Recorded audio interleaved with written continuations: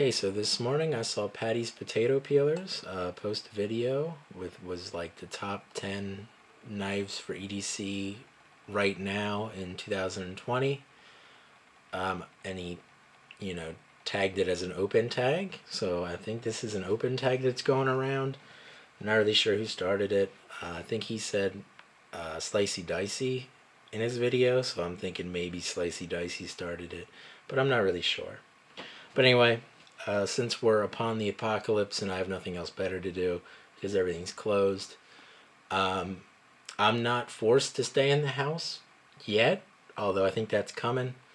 Of course, I still have to go to work because I work at a grocery store and that's considered essential personnel. So no matter what, I'll have to go to work, but, once they get to the point where we have to stay in our homes, I won't be able to do anything fun. So I don't know when the Spyderco Pair 3 review's coming because I like to do my knife reviews outside, as you might have figured out. But anyway, let's get into this video. I think in number 10, I'm going to have the Sword Peasant. This is the full-size Peasant. I don't really understand why, but I do enjoy carrying this knife quite a bit. It's made in New Zealand, which is a hard country to pronounce when you're an American. I'm sure I pronounced it wrong. It's got a 3.5-inch blade, carbon steel blade. It's a friction folder. You can open it and close it with one hand, or you can open it with one hand, closing it's a little bit. You can close it with one hand too. The 2 brass screws to adjust how tight you want the friction to be. And this nice hard plastic, very durable feeling handle. This one's in neon green because I enjoy the color neon green. If you've seen my car, you might know that. It's probably my second favorite color. But anyway, yeah, Sword Peasant is the 10th knife on this list. At some point I'm thinking about maybe trying to make some sort of custom handles for this out of micarta or maybe just wood. So I think it'd be pretty easy to do. So I might try that at some point. Not sure, but yeah. 10th place is the Sword Peasant. Number 9 is going to be the Opinel. And I don't care what number Opinel. I would probably recommend the Opinel number 8. Or maybe the number 9 or the number 7. I kind of want to get a smaller one, like a Opinel number 6. Just to have a little bit of a smaller one. This one I have started calling the Ruined Opinel because I did this work with a soldering iron on it. And, I drilled a hole through it and added a lanyard and all that. But yeah. So, I have a little bit more grip and everything if it's raining out on the wood. But anyway, Opinel is just a nice knife, really cheap, just like this Ford. Under $20 all the time. Really nice, thin, slicey blade. Great for cutting food. This one's in carbon steel. You can also get them in stainless steel. So yeah, number 9 is going to be my Opinel number 8. In 8th place is going to be the Victorinox Pioneer. I really had to figure out which Victorinox I wanted to put on this list, if I wanted to put the Pioneer or the Tinker on this list. I think I've carried them both about the same amount. The Tinker I tend to carry a lot more if I'm going to work because there's occasionally there'll be a loose door on one of the cases or something, and I'll use the Phillips head screwdriver on that to tighten that screw back up. The Victorinox Pioneer just feels a little bit more solid with the A-lock scales. This blade is a little bit more substantial. Of course, this has a blade and all on this side. Can opener and a bottle opener. The can opener has a little flathead on it, which you could use to drive Phillips screws, and I have, and it works. And the bottle opener has a larger flathead screwdriver. Overall, just a nice little handy tool to have with you for the most part. So yeah, Victorinox Pioneer is in 8th place. In 7th place, I think I'm gonna have the SIVB Rustic Gent. This is a knife made by SIVB, which is the budget brand of Wee knives in China. It's just a, a very nice looking knife. Probably why it's called the Rustic Gent, because it's a gentleman's folder, they might say. I really like the way it looks with the carbon fiber bolsters and the canvas micarta. This one's in OD green. Also comes in a couple different colors. The blade's made out of D2. It's got this high polish on it that's really screwing with my camera. It's a very thin, slicey blade. Very aggressive looking clip point. It comes with a little leather slip that clips in your pocket. I put this leather lanyard on it to make it easier to pull out of the leather slip. My review on this is the last video I did, so if you want to watch my review on this, it should be on my channel, should be the last video I did. But yeah, so SIVB Rustic Gent is in 7th place. Yes, 7th place.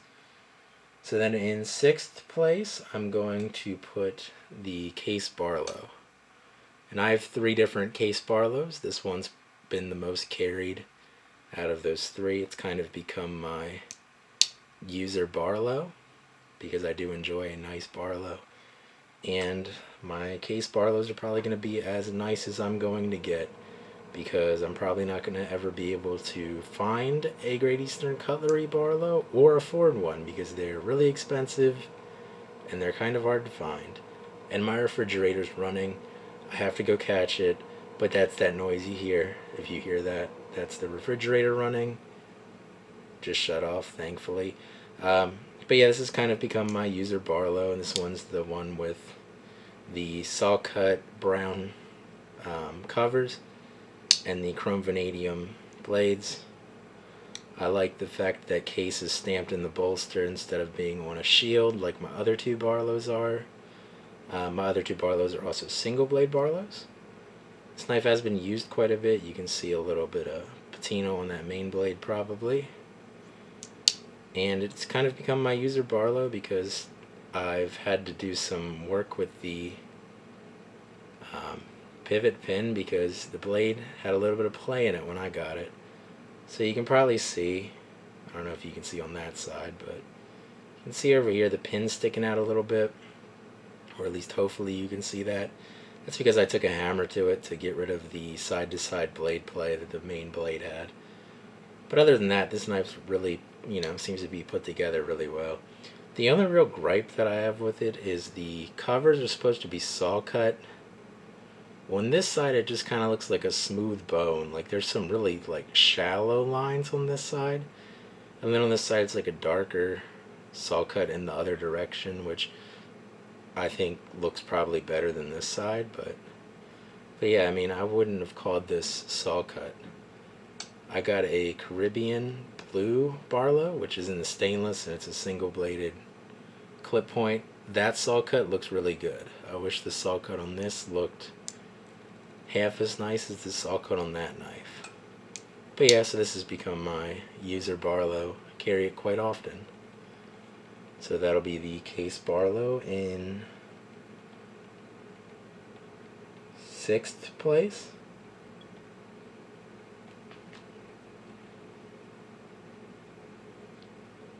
Yeah, 5th place. Sorry, I'm having trouble counting. And then in 4th place, I believe I'm gonna put this knife, which is probably the knife that started this whole obsession with pocket knives. At least the older pocket knives. So anyway, this is the Case Sodbuster. This is my first Case Sodbuster. The blue one with the true sharp stainless. I also have a purple one that I dyed with Rit dye. It was yellow originally. That's in CV. I really like the Sodbuster. It's a good size for my big hands. Blade's about 3.5 inches long. Cuts well. Both Sodbusters that I have pretty decent back springs on them. Yeah, this is a blue one. I don't know if you're able to tell that it's blue. It's like a navy blue. It used to be part of the Workman series, and I think now the Workman series are red. I think. But yeah, this knife spent a lot of time in my pocket over the past 3 years that I've had it. So I had to put it on this list, obviously. So, case Sodbuster is in 4th.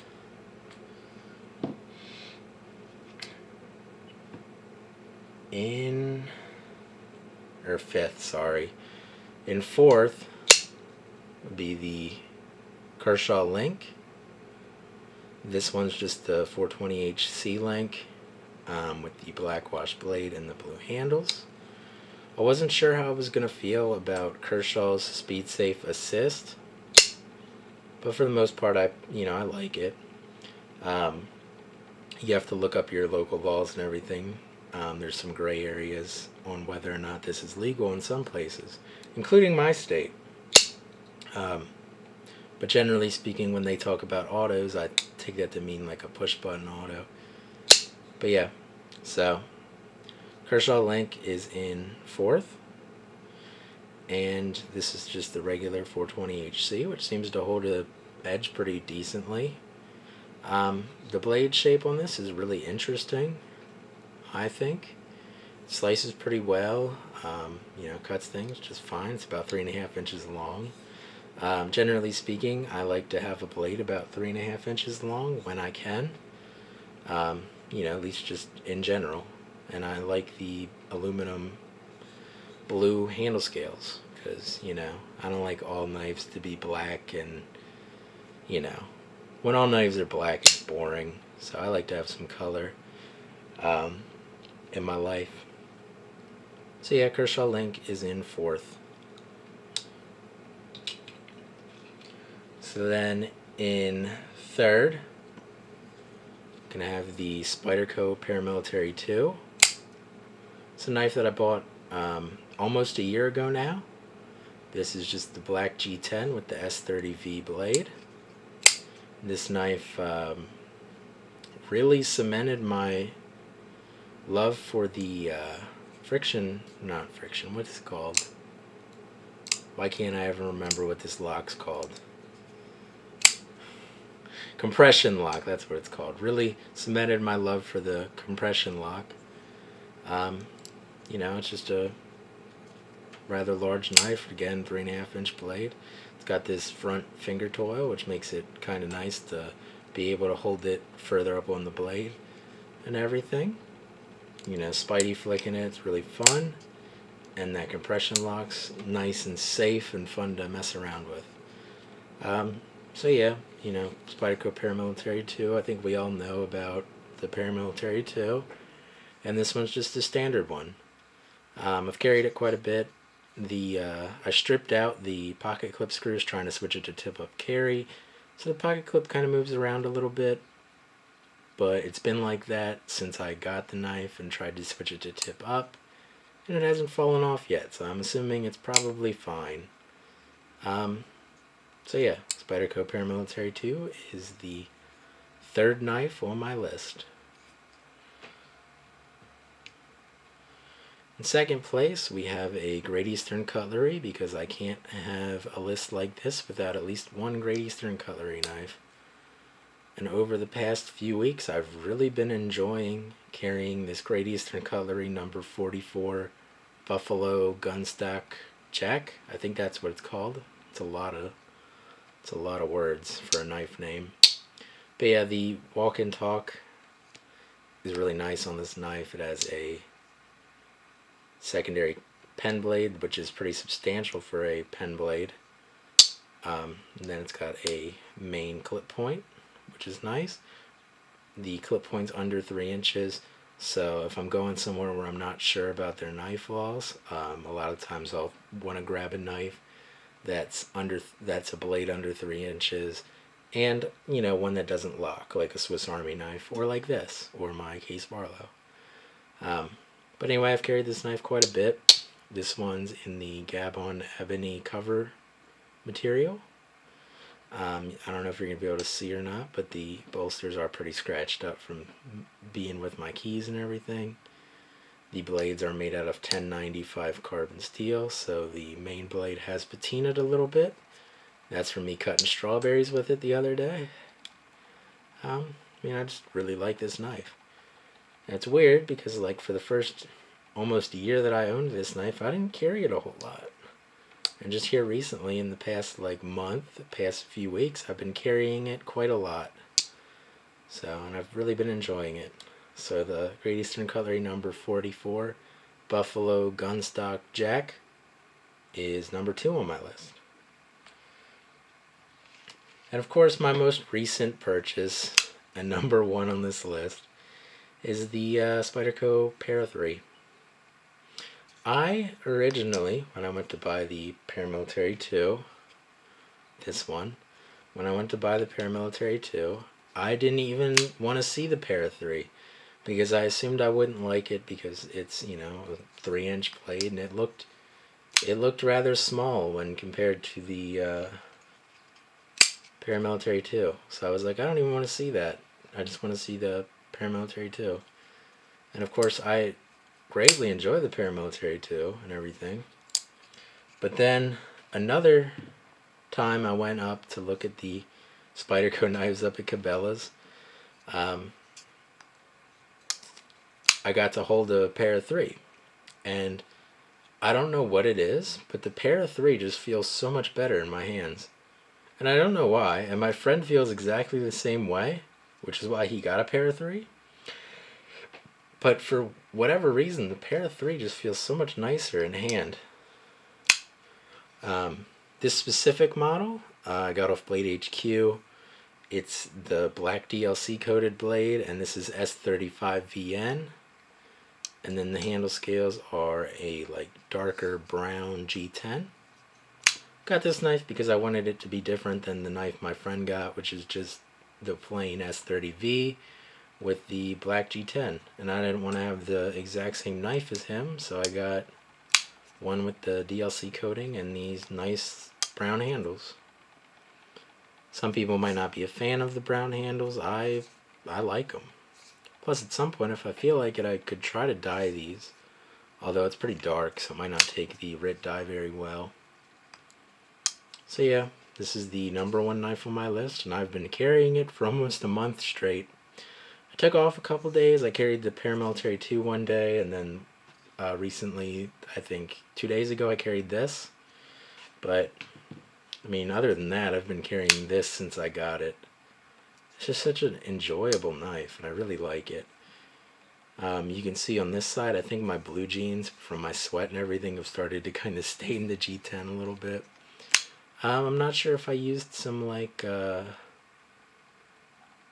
acetone. I'm not sure if I used some like acetone, if I'd be able to get that off of there or not. But yeah, so far for cutting the little bit of cardboard that I've cut with this, the DLC's held up really well. And yeah, so this knife number 1 on my list. Unfortunately, I don't have a review out on it yet because I was planning on doing that like this week or last week, but with all this coronavirus apocalypse stuff going on, I just haven't had the gumption to use a really old-timey soundy word. I haven't felt like it pretty much. You know, I haven't really written anything for the review because when I don't write things for videos, they kind of come off kind of rambly. I just start kind of rambling like this video is inevitably going to end up like I am right now. But you know, it's kind of the way these things go, and I don't have a like written out plan or like a script or whatever you want to call it. It's just kind of the way it goes. So anyway, that's going to be my 10 knives for EDC in 2020 as of right now. And I'm going to go before I talk any longer because this video is almost 20 minutes long and that's a little ridiculous. So anyway, you know, if you're also wanting to do a video like this, if you haven't already, because like I said, I think Slicey Dicey started this, which means a lot of people have seen it. But you know, if you want to make a video on this, go ahead and, you know, tag it with the best EDC knives of 2020 and put like open tag, or you don't have to put the open tag, just, you know, best EDC knives of 2020. And hopefully some of us who have done this already will see it. But anyway, I'm going to go, and I hope you guys have a good day. And wash your hands and stay safe.